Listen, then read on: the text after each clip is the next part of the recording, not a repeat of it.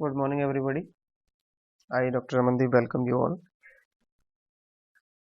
Friends, हम लोग discuss कर रहे हैं capital budgeting techniques. Capital budgeting technique की आज हम लोग तीसरी टेक्निक डिस्कस करेंगे। In the previous lectures we have discussed two other techniques. First was accounting rate of return method and second was payback method. ये दोनों की दोनों टेक्निक ट्रेडिशनल टेक्निक बोला जाता है इनको। ट्रेडिशनल किस सेंस में? क्योंकि इन दोनों टेक्निक्स के अंदर टाइम वैल्यू ऑफ मनी को कंसीडर नहीं किया जाता। तो कई बार इंटरव्यू में ये ऑब्जेक्टिव टाइप ये क्वेश्चन आता है कि कैपिटल बजटिंग की ट्रेडिशनल टेक्निक कौन सी है। तो दो ट्रेडिशनल टेक्निक्स हैं हमारे पास, accounting rate of return method और पेबैक पीरियड मेथड। ये दोनों की दोनों ट्रेडिशनल टेक्निक हैं क्योंकि इसमें डिस्काउंटिंग टेक्निक को यूज नहीं किया जा रहा। जो आपको मनी रिसीव हो रही है, कब रिसीव हो रही है, लेट जल्दी, इस बात का कोई ध्यान नहीं है। बस आपको रिसीव हो रही है, उसके अकॉर्डिंगली आप अपना प्रोजेक्ट लेना है कि नहीं लेना वो डिसाइड कर रहे हैं। तो time value of money, importance of money in terms of time value is not considered under these two techniques. That's why they are called traditional technique. तो इस कमी को दूर करने के लिए हमने मॉडर्न टेक्निक्स को भी डेवलप किया है। मॉडर्न टेक्निक्स कौन कौन सी हैं? तीन आपके पास मॉडर्न टेक्निक हैं। आज जो हम डिस्कस कर रहे हैं नेट प्रेजेंट वैल्यू मेथड, उसके बाद IRR मेथड और उसके बाद प्रॉफिटेबिलिटी इंडेक्स मेथड। इन तीनों टेक्निक के अंदर टाइम वैल्यू ऑफ मनी को कंसीडर किया गया है। डिस्काउंटिंग लगाई गई है कि एक साल बाद जो आपको 100 रुपया मिलने वाला है उसकी आज वैल्यू क्या है, तो उस 100 रुपये को हम डिस्काउंट कर देते हैं किस रेट पे जो आपको रिटर्न दी गई है। तो they are also known as discounting cash flow. तो ये जो कैश फ्लो आपको हो रहा है इसको हम डिस्काउंट कर देते हैं, इसलिए इनको डिस्काउंटेड कैश फ्लो टेक्निक भी बोलते हैं। Discounted cash flow technique, DCF। Cash flow को आपने क्या कर दिया? डिस्काउंट। डिस्काउंट करने का मतलब क्या है? एक साल बाद, 2 साल बाद, 3 साल बाद जो आपको पैसा मिलने वाला है, मशीन से रिटर्न आने वाली है, उसको हम आज की वैल्यू के अंदर लेके आते हैं, उसको डिस्काउंट कर देते हैं। तो इसी कड़ी में सबसे पहला जो हमारा मेथड है वो है net present value method. Net present value method आज हम डिस्कस करेंगे। सबसे इंपॉर्टेंट, सबसे पावरफुल, सबसे ज़्यादा यूज होने वाला, अल्टीमेटली सबसे अच्छा मेथड कौन सा है? Net present value method. ARR, payback method, IRR, profitability index method, इन सब में अल्टीमेटली अगर कोई सबसे अच्छा मेथड निकल करके आता है तो वो मेथड है NPV मेथड। वो मैं आगे बताऊंगा क्यों ये इतना अच्छा मेथड है। ओके, तो मॉडर्न मेथड के अंदर इनको हम मॉडर्न मेथड भी बोल सकते हैं। पहले जो हमने ARR और PV में मेथड किया था उसकी कुछ लिमिटेशन थी। वो लिमिटेशन ये थी कि they do not consider time value of money. तो इस लिमिटेशन को दूर करने के लिए हमने मॉडर्न मेथड बनाए। इन मॉडर्न मेथड को हम डिस्काउंटेड कैश फ्लो मेथड भी बोल सकते हैं। Discounted cash flow method. Cash flow को हमने क्या कर दिया? डिस्काउंट कर रहे हैं। डिस्काउंट करने का मतलब टाइम वैल्यू ऑफ मनी को कंसीडर कर रहे हैं। देखिए, टाइम वैल्यू ऑफ मनी को कंसीडर करने का मतलब क्या है? मान लो आपके पास दो ऑप्शन है। If I give you 100 rupee today, इधर यू टेक 100 रुपी टूडे और you can take 100 rupee after 1 year. आपको दो ऑप्शन है कि या तो 100 रुपये आज ले लो या 1 साल बाद ले लो। तो आप, हालांकि आपने फाइनेंशियल मैनेजमेंट नहीं पढ़ा, आपको डिस्काउंटिंग का कुछ पता नहीं, आपको टाइम वैल्यू ऑफ मनी का पता नहीं, इंटरेस्ट का कुछ पता नहीं, बट फिर भी आप बड़े झटके से ये बात कहोगे कि सर कि आज पैसे चाहिए हमें। क्यों भाई, आज क्यों चाहिए? 1 साल बाद ले लो, क्या दिक्कत है? तो आप कहोगे सर नहीं, हमें आज चाहिए। तो ये क्या बात हुई भाई, आज क्यों चाहिए? क्योंकि फ्यूचर अनसर्टन है बेटा, फ्यूचर का कुछ पता नहीं है। इससे मुझे कहानी याद आती है कि एक राजा अपने एक किंग जो था वो अपने वजीर से नाराज हो गया, तो उसने वजीर को कहा कि इसको फांसी की सजा करो, वजीर को फांसी की सजा लगा दो। तो जिस दिन बारी आई फांसी लगाने की, तो वजीर ने राजा को कहा कि राजा साहब, मैं एक ऐसे प्रोजेक्ट पे काम कर रहा हूँ, अगर वो प्रोजेक्ट मेरा कामयाब हो गया तो बहुत वाहवाह हो जाएगी मेरी। तो राजा ने पूछा तुम क्या कर रहे हो ऐसा? तो वजीर ने कहा कि मैं एक ऐसा घोड़ा तैयार कर रहा हूँ जो उड़ सकता है, कि मेरा घोड़ा उड़ेगा, मैं उस पर ऐसा काम कर रहा हूँ। तो वजीर ने कहा कि अगर आप मुझे 1 साल का टाइम दो तो वो घोड़ा मेरा 1 साल बाद उड़ना स्टार्ट हो जाएगा और मैं आपको वो गिफ्ट करूंगा घोड़ा। तो किंग ने कहा कि ठीक है, आपको 1 साल का टाइम मिलता है, आप अपने घर जाओ। तो वजीर जब घर पहुंचा और उसने अपनी बात बीवी को बताई, तो बीवी रोने लग गई कि चलो, ऐसा घोड़ा कभी हुआ तो है नहीं जो उड़ेगा, कैसे उड़ाओगे उस घोड़े को? तो वो बड़ी दुखी थी बीवी, बट वजीर बड़ा खुश था। तो बीवी ने पूछा कि तुम खुश क्यों, ऐसा घोड़ा तो तुम बना नहीं सकते, तो खुश होने की क्या बात है? तो वजीर ने कहा कि 1 साल का क्या पता है, 1 साल बाद पता नहीं क्या होगा, क्या पता राजा मर जाए युद्ध में, क्या पता मैं ही मर जाऊं, क्या पता घोड़ा ही मर जाए, इन तीनों में से कोई एक मर जाए तो बात ही बन जाएगी, फिर अपना जीवन चलता रहेगा। तो उसी तरह 100 रुपये जो आपको आज मिल रहे हैं या 100 रुपये आपको 1 साल बाद मिलेंगे, तो आप उस 100 रुपये को आज लेना चाहते हो। क्यों? क्योंकि फ्यूचर में पता नहीं 100 रुपये मिलेंगे कि नहीं मिलेंगे। जो 100 रुपये देने वाला है वो मर जाए, आप मर जाओ, देश में इमरजेंसी लग जाए, युद्ध हो जाए, वो जो कॉन्ट्रैक्ट थे सारे फेल हो जाएं। और दूसरा ये तो चलो बात थी अनसर्टेनिटी की, कि फ्यूचर अनसर्टेन है। ये तो हम इसलिए 100 रुपये आज मांग रहे हैं ना कि कल का पता नहीं, कल मुकर जाए। बट इसके अलावा एक दूसरा रीजन भी है, वो ये है कि मनी की एक टाइम वैल्यू होती है। मनी की एक टाइम वैल्यू है। आपने बैंक में 100 रुपये डलवा दिए, वो बैंक में पड़े रहेंगे, पड़े पड़े आपको क्या मिल जाएगा? इंटरेस्ट। तो 1 साल बाद मान लो 10% इंटरेस्ट मिलता है, तो 1 साल बाद कितने पैसे हो गए? वो 110 रुपये। तो इसका मीनिंग क्या हुआ कि बैंक में जो 100 रुपये आपने रखे हैं, बैंक में जो 100 रुपये आपने रखे, वो 1 साल बाद कितने हो गए? 110 रुपये। इसका मतलब आज जो 100 रुपये आप जमा करवा रहे हो, 1 साल बाद उनकी वैल्यू कितनी होगी? 110। और वो आपको 1 साल बाद कितने दे रहा है? 100। तो आपको कितने का नुकसान है? 10 रुपये का। इसको दूसरे शब्दों में यूं कह लो कि 1 साल बाद जो आपको 100 रुपये मिलने वाले हैं, उसकी आज वैल्यू कितनी है? वो 100 से कितनी होगी? कम होगी। 100 रुपये बेटा जो आपको आज मिलने वाले हैं, आज जो 100 रुपये मिलने वाले हैं उसकी आज वैल्यू 100 रुपये। 1 साल बाद जो 100 रुपये मिलने वाले हैं उसकी आज वैल्यू क्या होगी? वो कैसे निकालोगे? तो इसको डिवाइड करना पड़ेगा इंटरेस्ट रेट से। मान लो 10% इंटरेस्ट रेट मिल रही है, तो 100 को 10 से डिवाइड कर देंगे, 10 रुपये इंटरेस्ट रेट आ गई। तो 100 रुपये की वैल्यू 1 साल बाद जो मिलने वाले हैं, आज उसकी वैल्यू रह जाएगी 90 रुपये या 91 रुपये। क्योंकि 91 रुपये को जब आप बैंक में जमा करवा दोगे, 1 साल बाद कितने हो जाएंगे? 100 रुपये। दोबारा देख लो इसको, यही कंसेप्ट है बस टाइम वैल्यू ऑफ मनी का।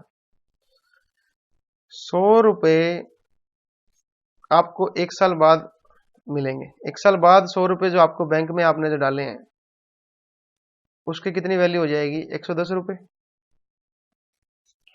दूसरे शब्दों में ये कहूं मैं अगर, कि अगर 1 साल बाद 110 रुपये मिलने वाले हैं आपको, 1 साल बाद 110 रुपये मिलेंगे, इसकी आज वैल्यू क्या होगी? क्या निकाल सकते हो? तो उसको हम निकाल सकते हैं कि आपका जो प्रिंसिपल है उसको डिवाइड कर दो 1+r से।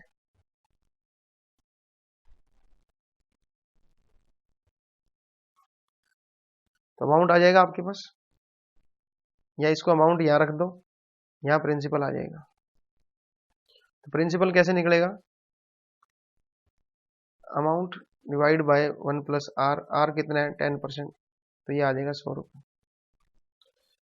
अब इसको कैश फ्लो में कैसे समझें? मान लो आपने एक मशीनरी लगाई, एक मशीन लगाने से आपको लाख रुपए आपके लग गए। वो कब लगे? प्रेजेंट में।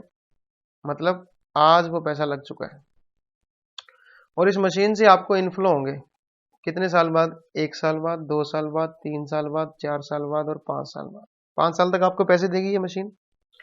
पहले साल आपको ये देगी 10,000 रुपये, दूसरे साल 20,000 रुपये, फिर 25,000 रुपये, फिर 30,000 रुपये, फिर 20,000।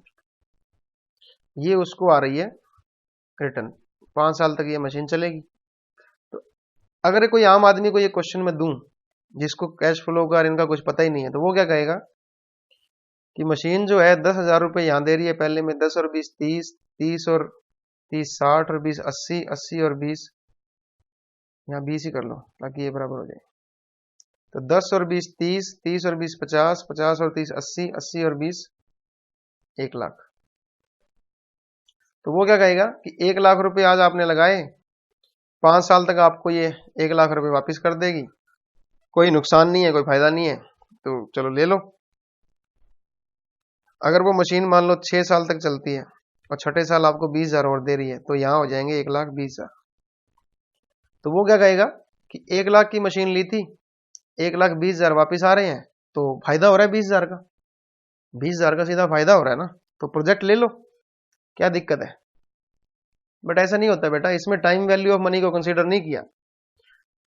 टाइम वैल्यू ऑफ मनी का मतलब क्या है कि ये जो बेटा आज मशीन लगाई है, मशीन आपने आज लगाई, 1,00,000 रुपए आज लगे हैं, ये जो पैसे मिलने वाले हैं ये फ्यूचर में मिलने वाले हैं, तो इन दोनों को आप कंपेयर नहीं कर सकते। जो पैसा आपका आउटफ्लो हुआ है और जो आपका इनफ्लो हो रहा है, उन दोनों को आप डायरेक्टली कंपेयर नहीं कर सकते। क्यों? क्योंकि ये आपको आगे हो रहे हैं, 1 साल बाद, 2 साल बाद, 3 साल बाद। तो इसमें टाइम वैल्यू ऑफ मनी को आपको कंसीडर करना पड़ेगा। वो कैसे कंसीडर होगा देखो, पहले साल में कितने पैसे लग गए? 1,00,000 रुपए। इनफ्लो कितना हो रहा है? 10,000 रुपये, 20,000 रुपये, 30,000 रुपये, 20,000 रुपये और 20,000 रुपये। अब ये जो 10,000 रुपये आपको 1 साल के बाद मिलने वाले हैं, ये मिलने वाले हैं बेटा 1 साल के बाद। इसकी आज वैल्यू निकालो, प्रेजेंट वैल्यू, कि 10,000 रुपये जो 1 साल बाद मिलने वाले हैं उसकी आज वैल्यू क्या होगी। उसकी मान लो 10% रिटर्न आपको दे रहा है बैंक, या आपने जहां से पैसे उठाए हैं वो 10% आपसे ले रहे हैं, तो 10,000 की आज वैल्यू जो होगी वो लगभग 9100 रुपये होगी। इसी तरह 20,000 रुपये की 2 साल बाद जो वैल्यू होगी वो आज 20,000 रुपये नहीं होगी, वो लगभग 17,000 रुपये होगी। तो यूं कर करके हमको इन सब की वैल्यू निकालनी है। फार्मूला क्या यूज कर सकते हैं? Cash flow divide by 1 plus R की पावर टी। इससे आपका प्रेजेंट वैल्यू निकल जाएगी। जैसे ये जो चौथे साल में आपको 20,000 रुपीज मिलने वाले हैं, 4 साल बाद आपको अगर 20,000 रुपये मिलते हैं, उसकी आज वैल्यू क्या होगी? तो cash flow divide by 1 plus 0.10 जो हमारा रेट ऑफ इंटरेस्ट है की पावर 4, तो उससे आपकी क्या आ जाएगी? प्रेजेंट वैल्यू आ जाएगी। तो ये कंसेप्ट है टाइम वैल्यू ऑफ मनी का, कि मनी की एक टाइम वैल्यू होती है, जो मनी आपको आज रिसीव हो रही है उसकी वैल्यू ज्यादा है, 1 साल बाद जो रिसीव हो रही है उसको आपको कन्वर्ट करना होता है प्रेजेंट वैल्यू में। तो प्रेजेंट वैल्यू कैसे निकाल सकते हो? नेट प्रेजेंट वैल्यू हमारा पहला मेथड है, दूसरा प्रॉफिटेबिलिटी इंडेक्स है, तीसरा IRR है। तो आज हम जो मेथड डिस्कस करेंगे वो आपका कौन सा मेथड है? Net present value method.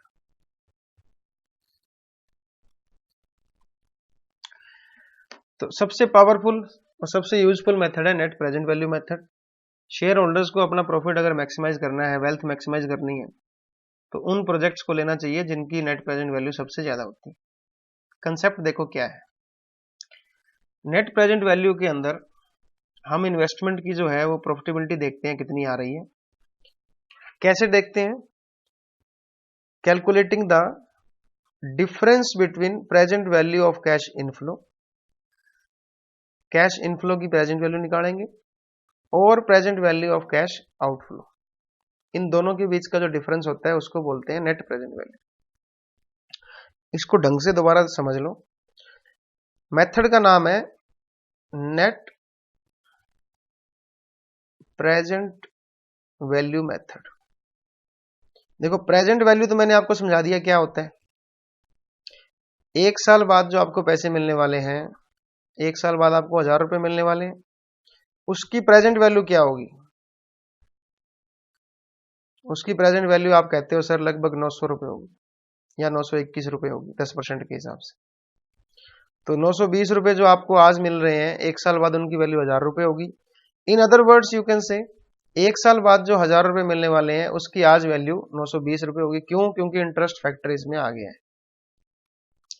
अब क्वेश्चन ये उठता है कि प्रेजेंट वैल्यू को कैलकुलेट क्यों कर रहे हैं, क्यों पीछे पड़े हुए हैं प्रेजेंट वैल्यू के? वो इसलिए पड़े हुए हैं बेटा क्योंकि आपने जो प्रोजेक्ट लगाया है, आपने जो मशीन खरीदी है, उसमें पैसा कब लग गया? आज आपके लाख रुपए लग गए। और ये जो रिटर्न होने वाली हैं ये कब होने वाली हैं? 1 साल बाद, 2 साल बाद, 3 साल बाद, 4 साल तक आपको रिटर्न देगा ये प्रोजेक्ट। तो ये जो 1 साल बाद पैसे मिल रहे हैं, 2 साल बाद जो इनफ्लो हो रहा है, 3 साल बाद, 4 साल, चौथे साल में, इनको आपको कन्वर्ट करना पड़ेगा आज की ही वैल्यू में, क्योंकि पैसा आज लग गया है। तो जो डिसीजन लेना है वो आज ही लेना है। डिसीजन तो आज ही लोगे ना। एक मशीन 5 साल तक चलेगी, इतना इतना रिटर्न देगी, ठीक है जी देगी, कोई दिक्कत नहीं है, बट वो रिटर्न की वैल्यू आज क्या है? क्योंकि डिसीजन तो आज ही लेना है ना। तो इसलिए हमें क्या करना पड़ेगा, वो जो फ्यूचर में जो आपको कैश फ्लो हो रहे हैं उसको कन्वर्ट करना पड़ेगा प्रेजेंट वैल्यू में। अब देखो present value of cash outflow क्या होगी? कैश आउटफ्लो का मतलब जो पैसे लग रहे हैं उनकी प्रेजेंट वैल्यू क्या है? आज ही तो पैसे लग रहे हैं, आज आपने लाख रुपए दे दिए इन्वेस्टमेंट के, तो आज उनकी प्रेजेंट वैल्यू क्या होगी? लाख रुपए ही होगी, इसमें तो कोई दिक्कत ही नहीं है। फिर कैलकुलेट करना पड़ेगा present value of cash inflow. ये इंपॉर्टेंट है। ये जो कैश इनफ्लो होने वाला है, मशीन आपको पिछले आगे आने वाले 4 साल में जो पैसा देगी उसकी प्रेजेंट वैल्यू निकाल लो। तो मेथड का नाम है नेट प्रेजेंट वैल्यू। नेट कैसे निकलेगा? ये जो दोनों प्रेजेंट वैल्यू है, present value of cash outflow minus present value of cash inflow, इनको आपस में जो डिफरेंस आएगा उसको हम बोलते हैं नेट प्रेजेंट वैल्यू। तो फार्मूला क्या होगा?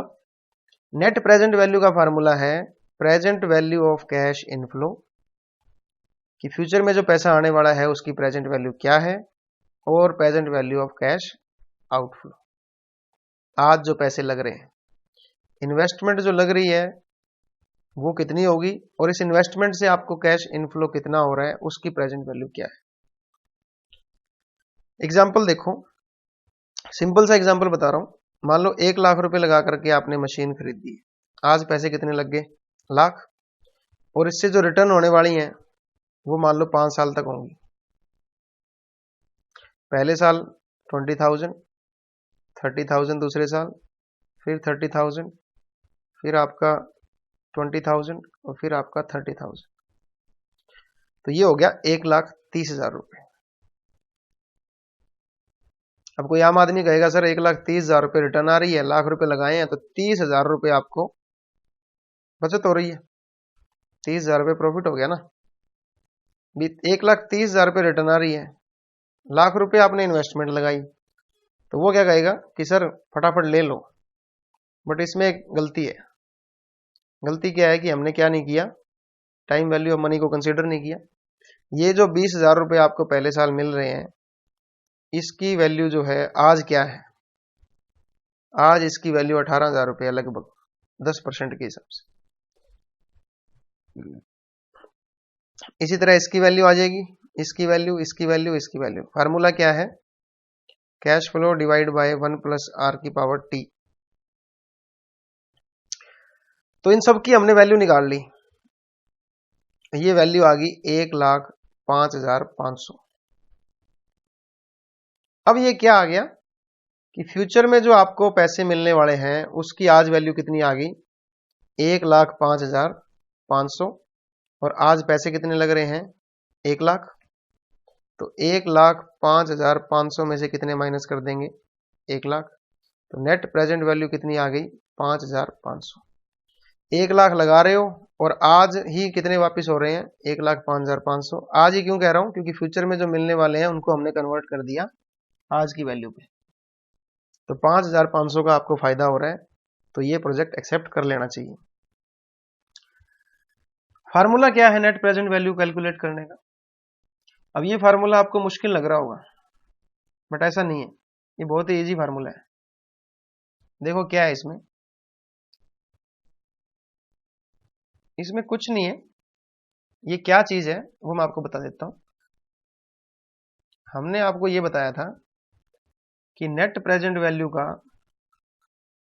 वैसे फार्मूला क्या है, present value of cash inflow minus present value of cash outflow. तो present value of cash outflow, आज ही इन्वेस्ट कर रहे हो तो टाइम हो जाएगा 0, और कैश आउटफ्लो को हमने नाम दे दिया सी, तो ये हो गया CO। और ये कैश इनफ्लो हो रहे हैं आपको हर साल। पहले साल जो इनफ्लो हो रहा है उसको हम बोलेंगे C1, दूसरे साल जो हो रहा है उसको बोलेंगे C2, तीसरे साल हो रहा है C4, C3, C4, फिर आगे चलता रहेगा C की पावर n।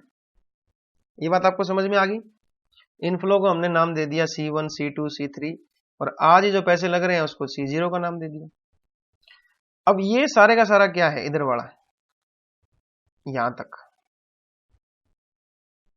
ये है present value of cash inflow. कैसे आया ये? कैश इनफ्लो को मैंने आपको बताया था, पहले साल का प्रेजेंट वैल्यू निकालना है अगर आपको, तो वो क्या हो जाएगा, cash flow of first year divide by 1 plus R की पावर टी। यहाँ पे आर लिख लो या के लिख लो, कोई बात नहीं, के को कॉस्ट मान लिया इसने, कॉस्ट ऑफ कैपिटल, आर भी लिख सकते हो, 1 प्लस आर, यहाँ पे आर आ जाएगा। तो ये पहले साल की हो गई प्रेजेंट वैल्यू। अब दूसरे साल की, cash flow of second year 1 plus R की पावर 2, फिर तीसरे साल की 1 प्लस आर की पावर 3, इसी तरह आगे चलते रहेंगे। देखो नेट प्रेजेंट वैल्यू का फार्मूला क्या था, present value of cash inflow minus present value of cash outflow. Cash outflow आज हो रहा है तो 0 नाम दे दिया, सी को दे दिया कैश आउटफ्लो। कैश इनफ्लो कितने साल बाद में क्या रिटर्न आने वाली है, पहले साल को C1 दे दिया, दूसरे साल के फ्लो को C3, C4, आगे चलते चलते C की पावर n। तो प्रेजेंट वैल्यू निकालनी है जितने भी कैश फ्लो हो रहे हैं उनकी। मैंने आपको बताया था प्रेजेंट वैल्यू कैसे निकाल सकते हो। प्रेजेंट वैल्यू निकालने का वैसे सिंपल फार्मूला है 1 प्लस आर की पावर टी। तो पहले साल की प्रेजेंट वैल्यू कैसे निकल जाएगी, यहां प्रेजेंट वैल्यू आ जाएगी cash flow 1 divide by 1 plus R की पावर 1। ये पहले साल की प्रेजेंट वैल्यू हो गई, ये पहले साल की प्रेजेंट वैल्यू है। दूसरे साल की cash flow of second year divide by 1 plus R की पावर 2। इसी तरह तीसरे साल की, यूं करते करते करते n ईयर की 1 प्लस आर की पावर n। तो ये सारे का सारा क्या हो गया, present value of cash inflow minus क्या कर देंगे, present value of cash outflow, ये 0 हो जाएगा। क्लियर है? आर क्या है, रेट ऑफ इंटरेस्ट। क्लियर? तो इसको हम इस तरह से याद रख सकते हैं कि किस तरह हमने इसको कैलकुलेट किया है। ये आपके कैश फ्लो है, ये आपकी रेट ऑफ रिटर्न है।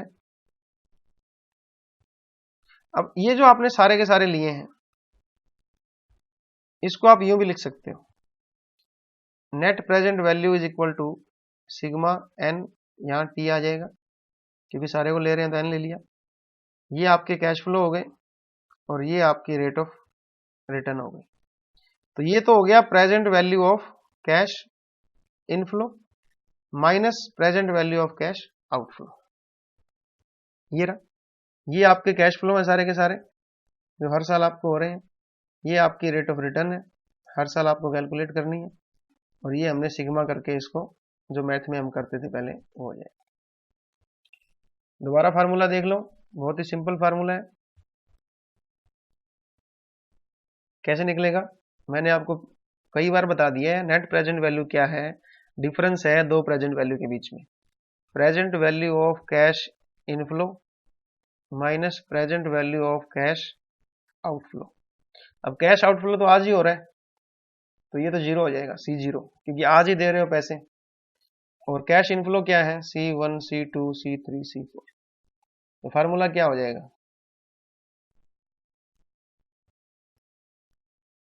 कैश फ्लो 1 1 प्लस आर की power 1, cash flow 2 1 plus R की power 2, cash flow 3 1 plus R की पावर 3। इसी तरह आगे आगे चलता रहेगा, cash flow n 1 plus R की पावर n माइनस C0। इस सारे को क्या कर सकते हो, सिग्मा करके कर सकते हो। Sigma n t is equal to 1 cash flow जितने भी आपने ले लिए 1 प्लस आर की पावर 2 माइनस C0। क्लियर है। अब बात ये आती है कि ये जो सारा कुछ हमने लफड़ा किया है, ये हमें खुद कैलकुलेट करना पड़ेगा, हाथों से कैलकुलेट करना पड़ेगा। जैसे रेट ऑफ रिटर्न आ जाएगी 10%, रेट आपको 10% दे दी, टाइम आपको 5 ईयर दे दिया, कैश फ्लो आपको दे दिया 4 साल का 20,000 25,000 40,000 30,000। अच्छा जी, आपका स्टार्टिंग में इन्वेस्टमेंट कितनी लग गई, 1 लाख रुपए। तो आप क्या निकालो, नेट प्रेजेंट वैल्यू निकालो। ठीक है, हम निकाल देंगे, कोई दिक्कत नहीं है। क्वेश्चन के अंदर ये दिया होगा, नेट प्रेजेंट वैल्यू का फार्मूला आपको पता ही है। क्या फार्मूला है, कैश फ्लो 1 1 प्लस आर की power 1, cash flow 2 1 plus R की power 2, cash flow 3 year 1 plus R की power 3 plus cash flow 4 1 plus R की पावर 4 माइनस जो स्टार्टिंग में कैश लग रहा है। तो कैसे कैलकुलेट करेंगे, फर्स्ट ईयर का कैश फ्लो हो रहा है 20,000, 1 प्लस 0.10 की पावर 1, 0.10 क्या है, आर, ये आपको दी हुई है। 25,000 तो इसको 1.10 लिख सकता हूं, 1 प्लस 10 की पावर 2। फिर 40,000 रुपये मिल रहे हैं तीसरे साल, 1 प्लस 1.10 की पावर 3। फिर 30,000 रुपये 1 प्लस 1.10 की पावर 4 माइनस 1 लाख रुपए। ये 1 लाख C0 हो गया ना। अब इसको सोल्व करना है, हम इसको सोल्व कर सकते हैं, कोई दिक्कत नहीं। बट इसमें एक पॉइंट है, पॉइंट ये है कि ये जो 1 प्लस 10 की पावर 1 1 प्लस 10 की पावर 2 1 प्लस 1.10 की पावर 3 जा 4 जा, इसको कैलकुलेट करना पड़ेगा, जो काफी मुश्किल है। तो उसके लिए हमें क्या कर दिया है एग्जामिनर ने, या बुक के अंदर हमें प्रेजेंट वैल्यू टेबल दी हुई है। प्रेजेंट वैल्यू टेबल से आप इसको क्या कर सकते हो, देख सकते हो, कोई इश्यू नहीं है। वो आपको 1 रुपए की वैल्यू देता है। What will be the value of present value of 1 rupee if that particular rupee is receiving after 1 year. अलग अलग रेट के ऊपर और अलग अलग पीरियड आपको दिए होंगे। यहाँ पे पीरियड मिलेगा आपको टेबल में, और यहाँ रेट मिलेगी 1%, 2%, 3%, 4%, 5%, 10%, 11%। कहने का मतलब है कि 1 साल बाद जो आपको 1 रुपया मिलने वाला है, अगर उस पर 10% इंटरेस्ट रेट मिल रही है आपको, तो उसकी आज वैल्यू क्या होगी, तो वो 10% रिटर्न यहाँ होगी, और 1 साल बाद जो मिलेगा आपको वो यहाँ आ जाएगा 0.921, मतलब 921 पैसे, 0.921 पैसे। तो ये आपको बना बनाया मिल गया। तो इस तरह आप इसको A3 टेबल से जाकर के निकाल सकते हो। तो ये जो हमने लफड़ा किया था, हमने एनपीवी कैसे निकाला था, कैश फ्लो 1 1 प्लस आर की power 1, cash flow 2 1 plus R की पावर 2, यूं करते करते cash flow n 1 plus R की पावर n माइनस C0। अब ये जो 1 प्लस आर की पावर n है, ये हमें ऑलरेडी मिल जाएगी। ये क्या है, अब मैं इसको ऐसे लिख सकता हूँ ना, cash flow 1 × 1 divide by 1 plus R की पावर 1। तो ये जो आया है ये क्या है, प्रेजेंट वैल्यू टेबल से आप इसको निकाल सकते हो। तो 1 रुपए की वैल्यू 1 साल बाद 1/1 प्लस आर की पावर 1। तो 1 रुपए की वैल्यू आज क्या होगी अगर 1 साल बाद 1 रुपये मिलने वाला है, तो वो है 0.901।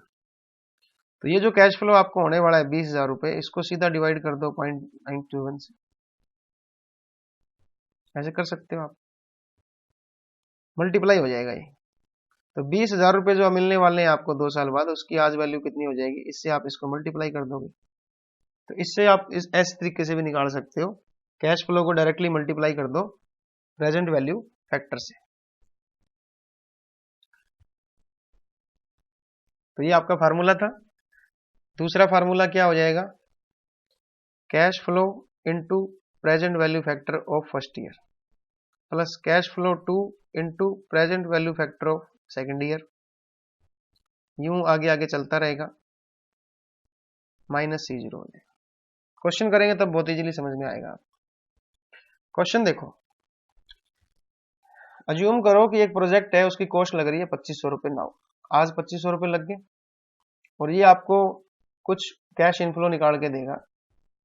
देखो आज कितने पैसे लग गए 2500, रिटर्न कितनी आ रही है, कैश इनफ्लो कितना हो रहा है, first year, second year, third year, fourth year, 5 year, 900, 800, 700, 600 और 500।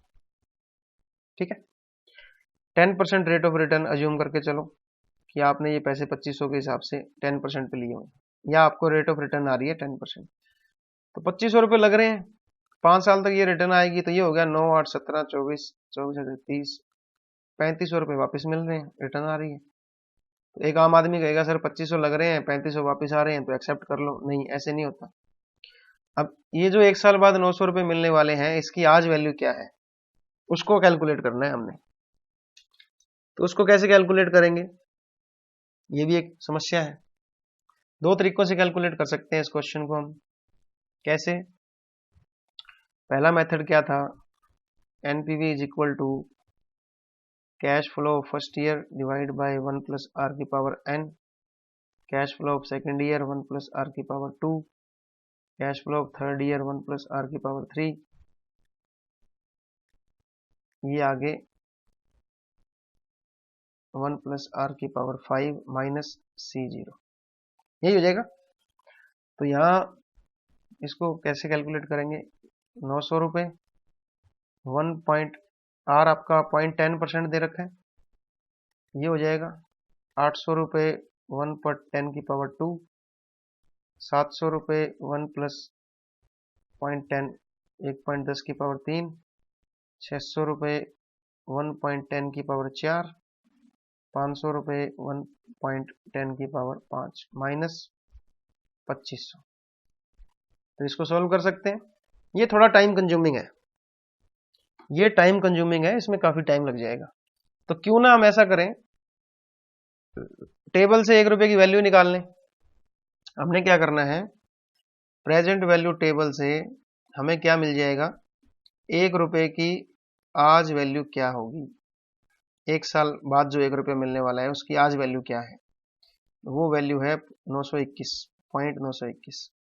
इसका मतलब 900 रुपये जो 1 साल बाद मिलने वाले हैं उनकी वैल्यू क्या हो जाएगी 0.921। 800 रुपये जो 2 साल बाद मिलने वाले हैं, तो प्रेजेंट वैल्यू के अंदर जाकर के हम देख सकते हैं कि 1 रुपया जो आपको 2 साल बाद मिलने वाला है उसकी आज वैल्यू क्या होगी, वो होगी 0.826। तो 800 रुपये की जो वैल्यू है वो 2 साल बाद जो मिलने वाले हैं 800 रुपये, उसकी आज वैल्यू क्या होगी। तो इसी तरह आप तीसरे साल में भी निकाल सकते हैं।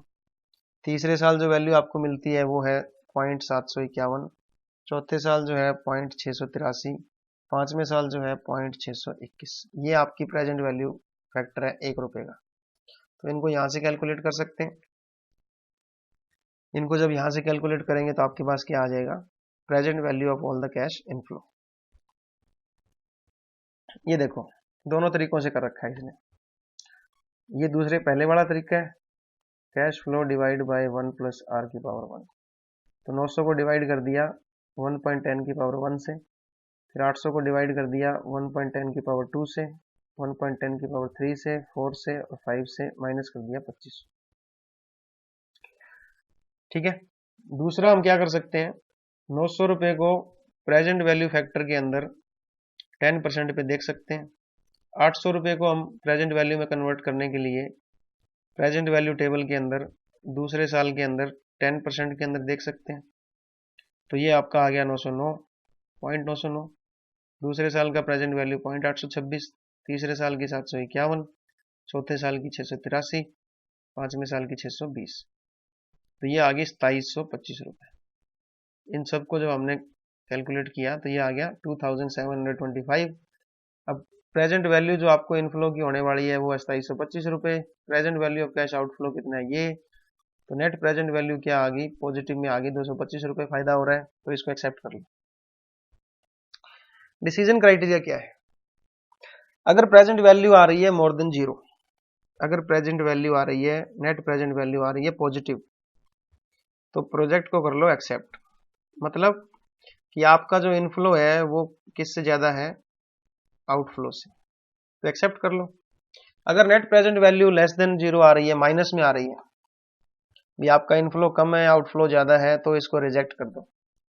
अगर ये आ रही है इक्वल टू जीरो, जितना इनफ्लो लगा रहे हो और जितना आउटफ्लो लगा रहे हो दोनों बराबर हैं, फिर आप उसको एक्सेप्ट करो चाहे रिजेक्ट करो, कोई फर्क नहीं पड़ेगा। बट फिर भी अगर आपको अगर एक्सेप्ट करना है उसको, तो वो तभी एक्सेप्ट करो जब नॉन फाइनेंशियल बेनिफिट ज्यादा हो। फाइनेंशियल बेनिफिट तो कुछ हो नहीं रहा, 1,00,000 रुपए आउटफ्लो हो रहा है, 1,00,000 रुपए इनफ्लो हो रहा है, तो फाइनेंशियली तो कोई फायदा नहीं है, नुकसान नहीं है, करो ना करो। बट अगर नॉन फाइनेंशियली बेनिफिट कुछ हो रहे हो तो उसको एक्सेप्ट कर लो, अदरवाइज कोई फर्क नहीं पड़ेगा। अगर दो प्रोजेक्ट में से एक प्रोजेक्ट को चुनना हो तो उस प्रोजेक्ट को चुनेंगे जिसकी एनपीवी हाईएस्ट आ रही है। दो प्रोजेक्ट है ए और बी, ए की एनपीवी आ रही है 1,000 रुपए, बी की आ रही है 2,000 रुपए। बी वाले को चूज कर लो क्योंकि बी आपको ज्यादा पैसे रिटर्न दे रहा है, उसकी प्रेजेंट वैल्यू जो है ज्यादा है। फायदा क्या है एनपीवी का, सबसे पहला तो हमने यही पूरा चैप्टर इसी बात पे लगाया है कि टाइम वैल्यू ऑफ मनी को कंसीडर करता है। जो आपको फ्यूचर में मिल रहा है, फ्यूचर में जो आपको कैश फ्लो हो रहे हैं, उसको किससे कंसीडर करता है, 1 प्लस आर की पावर टी से उसको क्या कर देता है, डिस्काउंट कर देता है। मतलब इंटरेस्ट फैक्टर को लेकर के फिर आपको रियल में बताता है कि 1,000 रुपए जो आपको एक साल बाद मिलने वाले हैं उसकी आज वैल्यू क्या है। आज उसकी वैल्यू 1,000 नहीं है, वो 921 रुपए है, तो वो टाइम वैल्यू ऑफ मनी को कंसीडर कर रहा है। दूसरा, सारे के सारे प्रोजेक्ट की लाइफ को लेकर चलता है, पेबैक पीरियड की तरह नहीं है। लास्ट टाइम हमने पेबैक पीरियड किया था, तो पेबैक मेथड में हमने क्या देखा था कि आपके प्रोजेक्ट की वैल्यू कितने साल में पूरी हो रही है। आपका प्रोजेक्ट 3 साल में पैसे पूरे कर रहा है तो आपके बाद वालों को आप देखते ही नहीं। तो ये पूरे के पूरे प्रोजेक्ट को लेकर चलता है, उसकी लाइफ को लेकर चलता है। ये सबसे अच्छा मेथड है जो शेयर होल्डर की वेल्थ मैक्सिमाइजेशन ऑब्जेक्टिव को पूरा करता है। एक प्रोजेक्ट है जिसकी एनपीवी पॉजिटिव आ रही है, मतलब वो जो प्रोजेक्ट है उसका इनफ्लो मान लो 1,50,000 रुपए है, आउटफ्लो 1,20,000 रुपए है, तो ये 30,000 रुपए किसकी वो बढ़ाएगा, किसकी वैल्यू को बढ़ा रहा है, शेयर होल्डर्स की वेल्थ को मैक्सिमाइज कर रहा है, वही मेन ऑब्जेक्टिव होता है। लिमिटेशन क्या है, अंडरस्टैंड करना बहुत मुश्किल है। देखो मैं पिछले आधे घंटे से लग रहा हूं, तो इसमें डिस्काउंट फैक्टर आ गया कि किसी को बताना बहुत जोर आता है बताने में, इसको कैलकुलेट करने में बहुत आपको प्रेजेंट वैल्यू फैक्टर देखना पड़ेगा, फिर टेबल में देखना पड़ेगा, बहुत सारी कैलकुलेशन है इसमें। कॉस्ट ऑफ कैपिटल अगर पता नहीं है तो इसको यूज नहीं कर सकते आप। ये जो हमने किया था ना कि कैश फ्लो 1 प्लस आर की पावर टी, ये आर कहां से आया, ये आर क्या है, ये आर है कॉस्ट ऑफ कैपिटल, कि आपको वो जो पैसे आपने उठाए हैं वो कितने परसेंटेज पे आप इसको क्लियर करोगे, वो आपको दी गई होगी क्वेश्चन में। क्वेश्चन में कॉस्ट ऑफ कैपिटल दी गई होती है, अगर कॉस्ट ऑफ कैपिटल का पता नहीं है तो इसको आप यूज नहीं कर सकते। तीसरा, ये जो कॉस्ट ऑफ कैपिटल आपने निकाली है, ये जो डिस्काउंट रेट है, इसको डिटरमाइन करना बड़ा मुश्किल है। भी आपने लोन ले लिया, बैंक से पैसा उठा लिया, डिवेंचर इशू कर लिए, शेयर होल्डर की मनी भी लगा रखी है, तो इन सारों से पैसे इकट्ठे करके आपने मान लो 2 करोड़ रुपए इकट्ठे किए और वो 2 करोड़ की आपने मशीन ले ली। तो अब इसकी कॉस्ट ऑफ कैपिटल कैसे निकालोगे? ये जो खुद के पैसे लगा रखे हैं इसकी कॉस्ट ऑफ कैपिटल निकालना बड़ा मुश्किल है। तो ये डिस्काउंट रेट निकालना कि 10% हमें ठीक चल जाएगा, ये कैलकुलेट कैसे करोगे? इसको कैलकुलेट करना बड़ा मुश्किल होता है, उसकी अपनी अपनी सीमाएं हैं। इसके बाद अगर 2 प्रोजेक्ट हैं जिनकी लाइफ इनिशियल इन्वेस्टमेंट अलग अलग है, तो ये प्रोजेक्ट आपको सही रिजल्ट नहीं देता है। जैसे 2 प्रोजेक्ट आपने ले लिए, ए और बी। अब मैं आपको कहता हूं एनपीवी आ रही है, ए की आ रही है 10,000 रुपए, बी की आ रही है 20,000 रुपए। आप कहोगे सर बी ले लो, क्योंकि बी की एनपीवी ज्यादा आ रही है। बट इसके बाद मैं आपको एक पॉइंट और कहता हूं कि इन्वेस्टमेंट कितनी लग रही है। ए के अंदर रुपए लग रहे हैं सिर्फ और सिर्फ 30,000 और बी के अंदर पैसे लग रहे हैं 3 लाख। अब ए तो आपको 30,000 रुपए लगा के 10,000 दे रहा है, 33% रिटर्न आ रही है, और यहां 3 लाख रुपए लगा के 20,000 रुपए बन रहे हैं। तो हालांकि एनपीवी के हिसाब से तो ये ठीक है, बट अगर इन्वेस्टमेंट आपकी बराबर नहीं है तो फिर आपको प्रॉफिटेबिलिटी इंडेक्स मेथड लगाना चाहिए, ना कि एनपीवी मेथड। तब एनपीवी मेथड फेल हो जाता है। प्रॉफिटेबिलिटी इंडेक्स मेथड आपको बताएगा कि रिटर्न के परसेंटेज के हिसाब से कितना बनता है। नेक्स्ट पॉइंट कि अगर उनकी लाइफ अलग अलग हो, प्रोजेक्ट की अगर इकोनॉमिक लाइफ अलग अलग हो, 2 प्रोजेक्ट हैं उनकी इकोनॉमिक लाइफ अलग अलग हो, तब भी ये आपको सेटिस्फैक्टरी रिजल्ट नहीं देगा। क्यों नहीं देगा? क्योंकि तब आपको पता ही नहीं लगेगा कि 2 प्रोजेक्ट में से कौन से प्रोजेक्ट को लें। अब देखो, 2 प्रोजेक्ट में से जिसकी एनपीवी ज्यादा होगी वो आप ले लोगे, बट अगर किसी प्रोजेक्ट की जो लाइफ है वो ज्यादा है, फिर तो पैसे आपके अटके रहेंगे ना। देखो कैसे, 2 प्रोजेक्ट आपने लिए ए और बी। ए की एनपीवी आ रही है 10,000 रुपए, बी की एनपीवी आ रही है 20,000 रुपए। आप कहोगे सर बी को ले लो क्योंकि एनपीवी ज्यादा है, बट इनकी इकोनॉमिक लाइफ अगर देखें कितने साल तक चलेगा, प्रोजेक्ट ए जो है वो 5 साल तक लाइफ चलेगी मशीन जो है, प्रोजेक्ट बी जो है वो 10 साल तक। ये जो एनपीवी आ रही है 10 साल यूज करके आ रही है, ये 5 साल में आ रही है। तो इस प्रोजेक्ट में तो आपके 10 साल तक पैसे फंसे रह गए ना। तो प्रोजेक्ट बी वैसे अच्छा नहीं है क्योंकि इकोनॉमिक लाइफ प्रोजेक्ट की ज्यादा है, 10 साल तक पैसे इसमें अटके रहेंगे, ये 5 साल में पूरे कर रहा है।